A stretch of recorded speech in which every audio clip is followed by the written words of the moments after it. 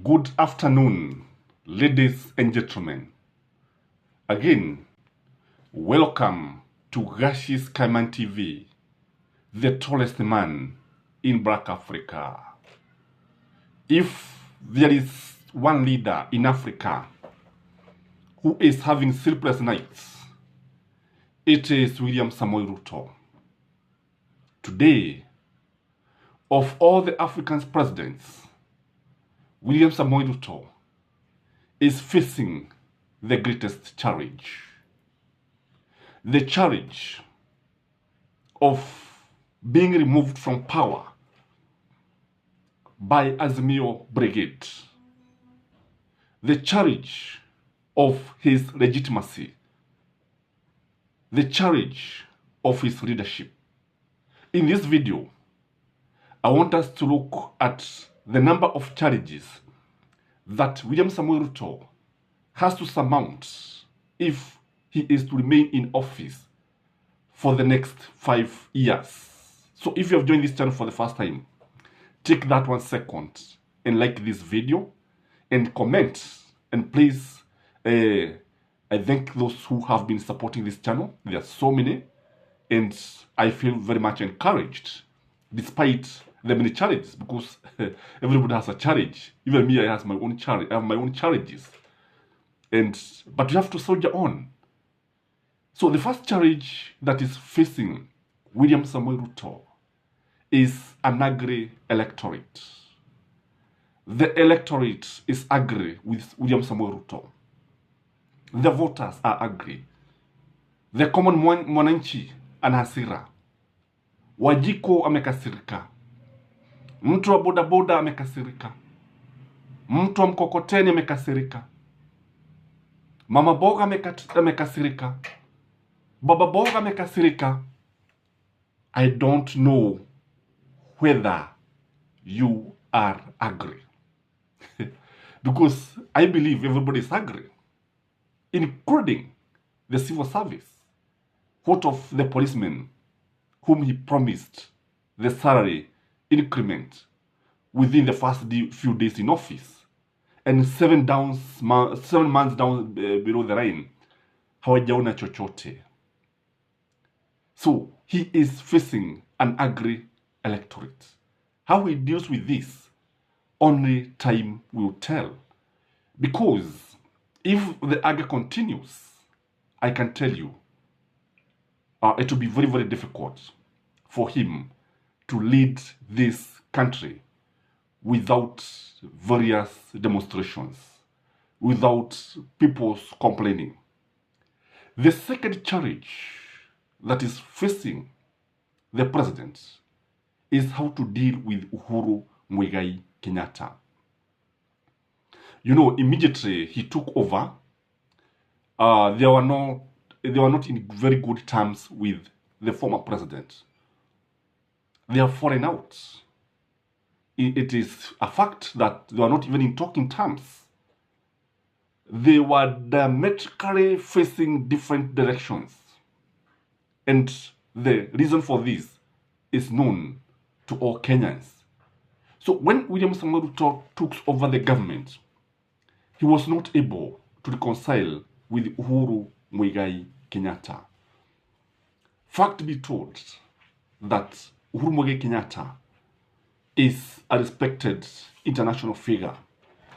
It is a fact that Uhuru Kenyatta is very influential as far as Kenyan politics is concerned.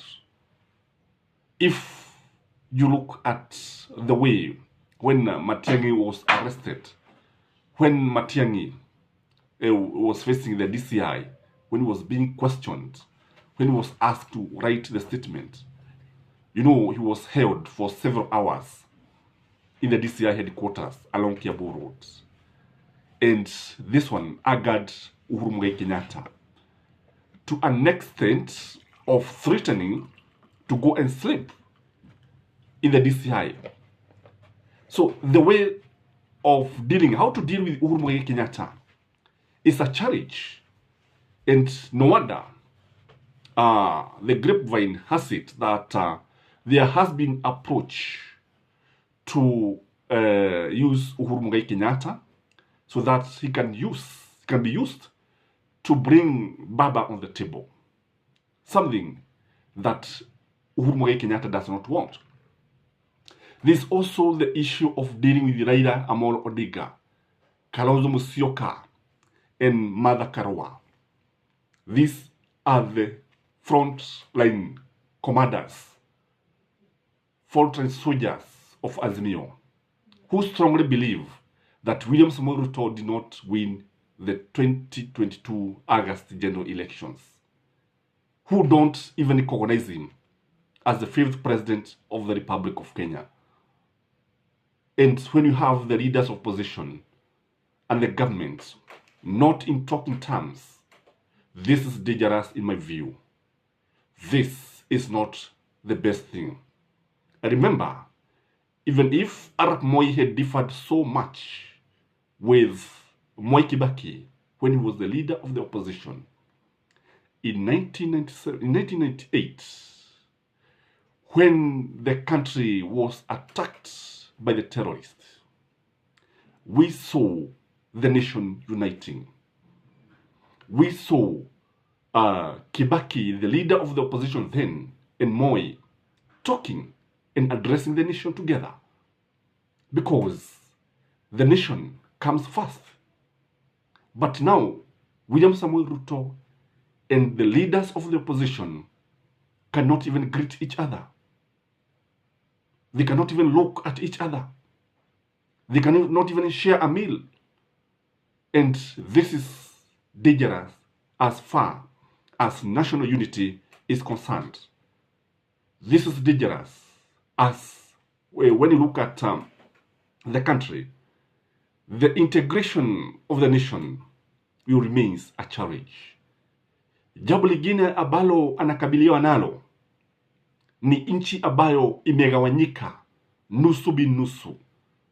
We may not have serikali ya nusu mkate, but the population is divided hopelessly. Wakenya wamegawanyika kabisa. There are people, there are voters who see Raila Amolo Odinga as their president, and there are more than those who see William Samuel Ruto as the president of the Republic of Kenya. Leading this pack is the former president of the Republic of Kenya, Uhuru Muigai Kenyatta, who does not hide, who does not mince any word when saying that his leader, his party leader, his president is Raila Amolo Odinga. This is a challenge that is facing William Samuel Ruto. The other challenge is how to deal with the IMF, World Bank, call them the big brothers, call them the International Mother and Father, IMF, call them the Bretton Woods Institution. What they want, in fact, they are the people behind the removal of subsidies. They are the people behind the increase of taxes, taxations. They are the people behind the high cost of living in this country. Because William Samuel Ruto has to agree with the terms of IMF, whether they are favorable to the nation, whether they are risk to his presidency, whether they are hurting, he has to accept them. For him to continue getting loans, for him to continue getting favorable ratings, he must deal and accept all the terms of the IMF. And the terms are heartless. The terms are detrimental to the economy of Kenya. But William Samuel Ruto has to be very, very faithful and must follow everything to the letter. Indeed, hata kazi mitaani ni wao ambao walisema this kind of projects must come to an end. The other issue is how to deal with the security agents. You remember very well that when he took over, he started prosecuting some DCI officers. And this one did not go down well with the police. Indeed, there was talk of go-through. How true this was, only the government knows. But I remember that it was all over in the social media, in the print media, that there was a go-through. Na kama tunavyojua, ukiangalia sana utaona kwamba again, he promised the police the increments of salaries. And this one has not been done. So what they are doing, by the fact that when he took over, he started punishing some of them. There is fear among the police that they may do something, they may follow some orders, and in the final end, they have realized that power is transient. They have realized that kingdoms rise and win.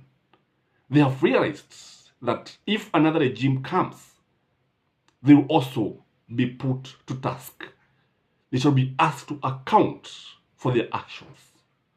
So unlike in the former regime, when the police would follow everything, I believe this time round, it is not the case. It is not the case. Any illegal order, the police may not even be able to follow. For instance, violent disruptions of people demonstrating is something that I believe the police would hesitate. When I look at what is happening in Laikipia, in Turkana, in Barigo, in Elgeyo Marakwet, I ask myself, why is it that the policemen look like they are overpowered by the bandits? Why are the bandits so daring that they are continuing to steal cattle and people, and yet we have the police backed by the army? And this one, if I were William Ruto, I would see a demotivated police force. I would see people who are indifferent. People, because I believe there is fear that they could face ICC. And this is a question, this is a challenge that William Samuel Ruto has to surmount. The other issue that is facing William Samuel Ruto is how to deal with Gachagua without offending the Kikuyu nation. The Kenya nation have a lot of trust with Gachagua. Gachagua has been saying anything. Gachagua has been dividing the nation hopelessly. Whether by design or default, that is what has been happening. And contradicting Gachagua would mean not supporting Gachagua.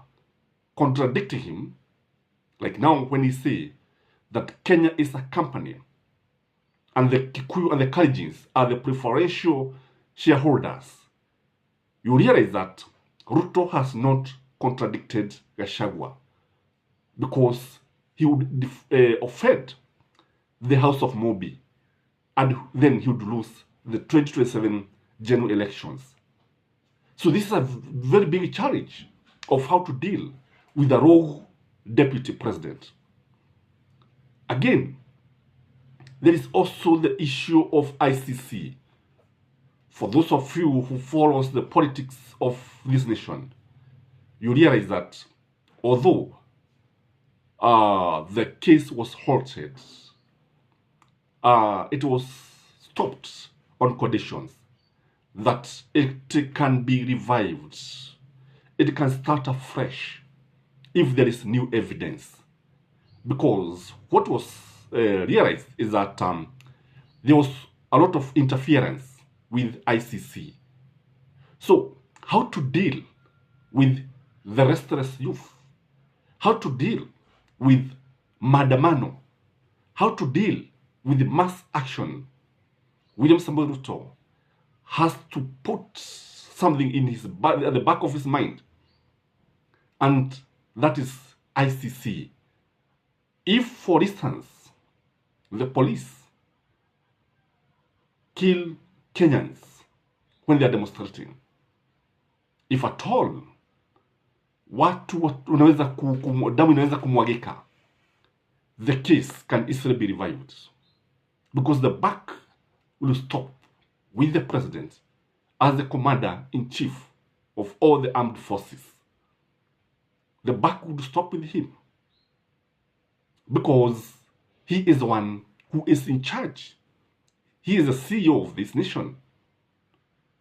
So the question of ICC is still hovering around his mind. And again, there is also the issue of the bandits. The bandits are giving hell. The bandits are giving sleepless nights. The bandits look like they are overpowering the police. And this is shameful in a country that prides itself of having advanced military and warfare arsenals. It is something that doesn't add up, because you realize that the police have been leading an operation, na sasa tunaelekea mwezi kufika mwisho tangu polisi waigie katika zile sehemu ambazo kulikuwa na hali ya ati ya ukosefu wa usalama, and up to now nothing much has been achieved. As I have said, tumeona hawa maharamia, tumeona hawa magaidi wakijaribu kuonyesha kwamba wao wapo, wakijaribu kuwatisha hata polisi, wakiwaua hata wananchi wasio na hatia, wakivamia na kuiba ng'ombe. Yet police are on the ground, backed by the military. So when you look at William Samuel Ruto, you see a man between a hard rock and a hand service. You see a president who is having sleepless nights. You see the president who is in crisis. You see the president who can only manage the country by using a method of management called management by crisis. It is very, very difficult. He's in a very difficult situation.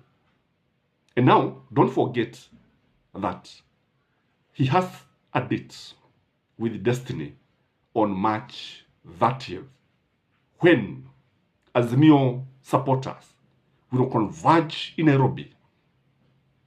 And what will happen on that day, only time will tell. I don't know what you think, but if you ask me, from where I sit, I can see the president facing the greatest challenge in his life. This is Skyman TV, the tallest man in Black Africa. Take that 1 minute and like this video, and you can also add other challenges that you think are confronting the President of the Republic of Kenya, William Samoei Ruto. May you have a blessed Friday. Till next time, bye-bye.